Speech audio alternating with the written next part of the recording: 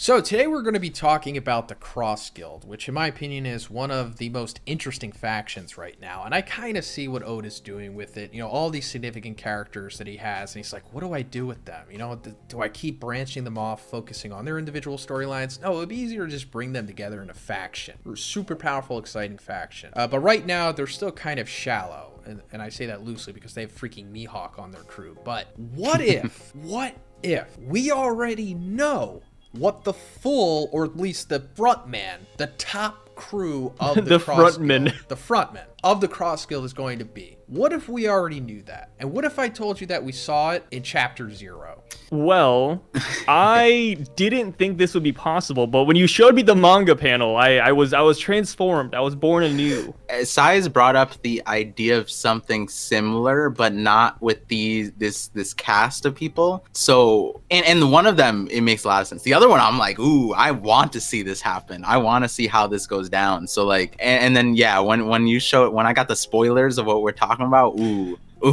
I love it. I like what I'm seeing right now. So if you would have asked me this, I don't know, a couple months ago, I would have been like, oh, that's interesting. But I'm a little apprehensive because, you know, Moriah, he seems like he's going to be a part of Blackbeard. Let's see what happens with Moriah. Now that we've seen what happens with Moriah, he is not with Blackbeard. He is not the 10th captain. It's Kuzan, as we speculated, but he's not even like an ancillary guy. He's just like, he refused He's just in jail. Yeah, he refused Blackbeard, which is kind of foolish. But hey, it seems like it's going to be working out for him because he might wind up joining the Cross Guild. So let me just give some context for anybody who's confused here. So chapter 0, which was like supplementary material for the Strong World movie, more or less, but also heavily integral to the overall canon regardless, we get more insight into what was happening at Roger's execution, more people that were actually there. And we see just one panel right in the middle of the page, and it is side by side Daffy, Buggy, Mihawk, Crocodile, and freaking Moriah. And we already know that the 3 in the center here are the Cross Guild. And now that we know that Moriah is not joining Blackbeard, which I was like, you know, what's going on with him? Where's his story leaded? Now I think it's going to be with him joining the Cross Guild, but also we have Daffy on the end here, and he was one of the prime candidates for joining the Cross Guild. And also that leads to, of course, Impel down, Prison Break, round 2. It's got to happen.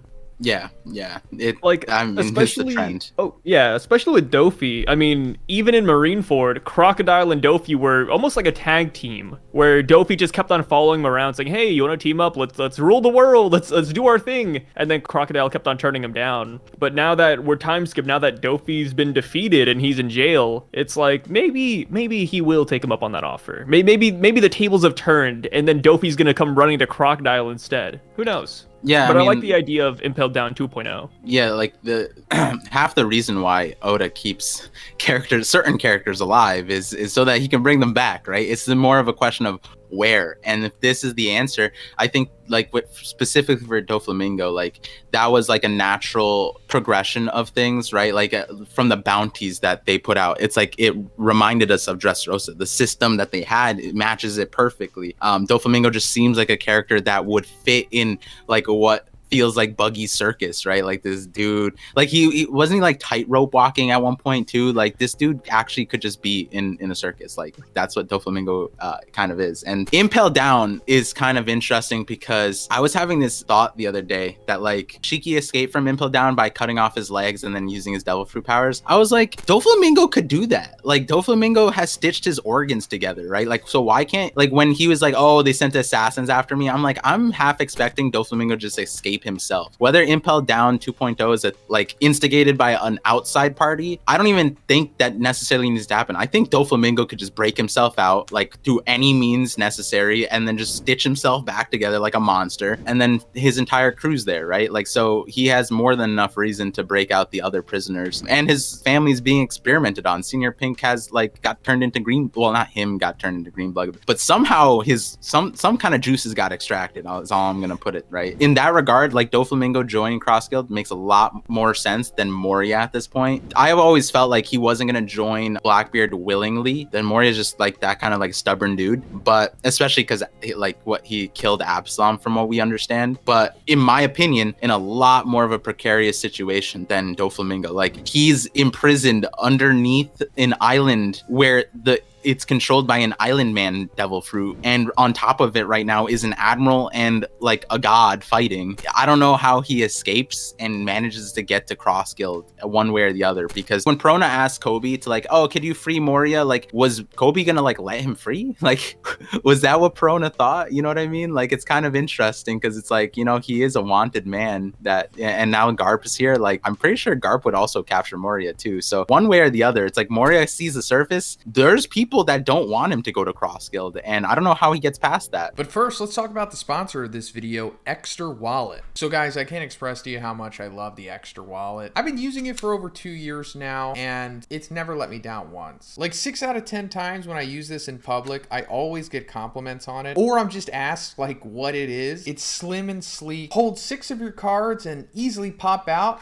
with the click of a button. That never gets old. It also has an RFID plate on the back. This is the carbon fiber version, but I also have the matte black version, which is so sexy. Extra also has a key case, and just like their wallets conveniently holds your keys, it even holds my gym membership. But another thing that you can get with the key case is this key tracker. Simply just connect it to the Chipolo app in your phone, and you'll always know where your keys are in case you lose them by accident. I mean, we've all been there, right? Also, guys, Extra is currently running their spring sale, where you're gonna get 25% off site-wide, along with free shipping and free returns and a free tool card with orders over $100. And make sure you use my code Zhoniin for an extra 5% off. So that's a total discount of 30% off with code Zhoniin and the spring sale. Thanks, guys. Well, you're also presenting both sides of the equation, which is awesome. We should always look at that. But I think you're also setting up how he does escape, because he's in the perfect situation for this mass distraction that's going on right now, which is the God Garp. Too much chaos. Yeah, so much chaos, and you have Perona there, which, you know, she's like the wild card. And then also her just,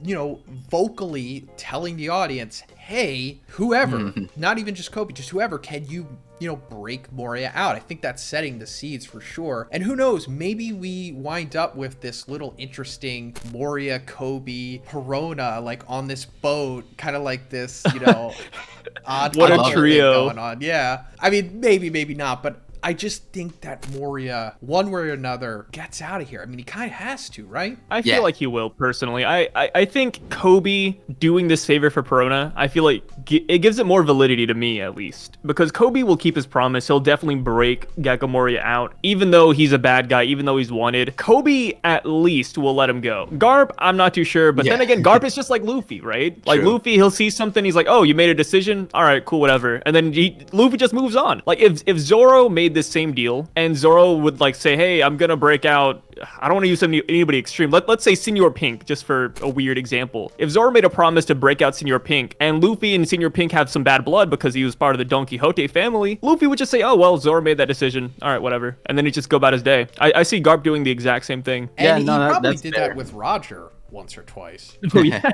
Just good friends at that point. Yeah, you know, I agree 100%. Like, Moriah's, like, the fact that Oda reintroduced him like this, it's like he's going to play some significant role. Cross Guild just seems like the perfect place for him to go. I'm curious to know how it gets there, and I think it's going to be exciting. I think the other question that I have that, like, you know, is a little bit of a side tangent is more like, a lot of people aside from me thought that Moriah would have been killed by Blackbeard and his fruit poached, and possibly even taken, right? And one way or the other, my opinion was always just like, Moriah's, like, I don't think anybody can really get the proficiency that Moriah has with his fruit. So I felt like he is vital to his fruit. And now I'm curious why Blackbeard even like imprisoned him that way, right? Like the way he was talking to Law, right? Like was kind of interesting because he wanted to like procure his fruit, maybe not for himself, but like Moriah's, he kept him alive and imprisoned. And I don't know what that means. And I'm also curious about that because that might also dictate where Moriah ends up as well, like the importance that Blackbeard saw in Moriah and why he focused on him a little bit and why he offered this to join the crew, because that's also after Kuzan's already there. So we might have even, like, the fact is it's like since Kuzan's in the 10th Titanic, like then Moriah would have been the 11th technically, right? So but yeah, I'm hoping we get a lot more Moriah because that's a huge, my Shadows theory hinges on him a lot. So excited if he ends up in Cross Guild. I would not let the shadow fruit just slip away like that. Yeah, like I would so important. take that. Yeah. I think the only reason why they didn't take Moriah's fruit could just be headcanon, but this is my guess. It's either one, like you said, he's just so proficient at it that they just want to have Moriah himself with the crew, or it could just be that everybody already has a devil fruit and they just can't eat another one. Yeah, but then That's he said the another thing possibility. to Law in the recent chapter where he was just like, I could sell it or I could use it, right? And like, He meant like use the immortal operation surgery, right? yeah, but like, did he mean like force Law or like meaning like, because in order to sell it, he'd have to kill Law, right? Oh, Like, so I figured that it was like sell it and use it was in the same vein of like killing Law, getting the fruit, using it, not himself, but giving to someone. Like, I was confused about that too. If you really wanted to, if you were a bad guy, you could probably force Law to give you the immortality surgery. Like, his whole crew's there. I would honestly start torturing his crew right in front of Law if I was Blackbeard, you know? True. Like, hey, you like this bear? Well, they're an endangered species. Boom. And then you start shooting Beppo or something. Oh, wait, that's probably why Beppo hard forced it, because he knew that like that was the situation. He heard Blackbeard saying like, oh, the mortal youth surgery, and Beppo's like, nah, we gotta peace out. He's gonna torture us and make Law use it. That's kind of interesting. I wish they had him say that. Like, we need Beppo's torture at like, some point here. no, we don't. No, actually, yeah, we do. We do. We do. But we gotta up those stakes. I said no, we don't, because I'm worried about like where you want that torture to be. What do you mean by that? What do you mean? I don't want to elaborate here. This is Zhoniin's channel, a wholesome place, you know? Yeah, we have families here, for God's sake. Family friendly, very welcomed by the One Piece community. One Piece creators love me, and this is a great place. Yeah, all I gotta say is, Sai's favorite character is Vasco Shot, so like that should tell you enough, right, guys? Vasco Shot's a cool dude, Par. You put me on him. It's your fault. Yeah, you won't believe it, Zhoniin. One day I was at a bar, and I met Par for the first time in real life, and we were drinking at a bar, and then he just turned around and be like, he rubbed his hands and he said, "I'm feeling like Vasco Shot right now." And I was like, absolutely not. I don't know what that means. Not me looking at this as an opportunity to change the narrative, and then you switch. Like, listen, Zhoniin, real quick. He put up on a thumbnail that Vasco Shot's my favorite character. I'm like, yo, what are you doing? It is. I mean, I don't know what you want me to say. Jesus. I'm not a liar, Zhoniin, you know? Yeah, you got to take that video down for misinformation. I forget the other reason you could take down a video for, like, personal information being exposed. Yeah. Sexual deviancy. Oh, no.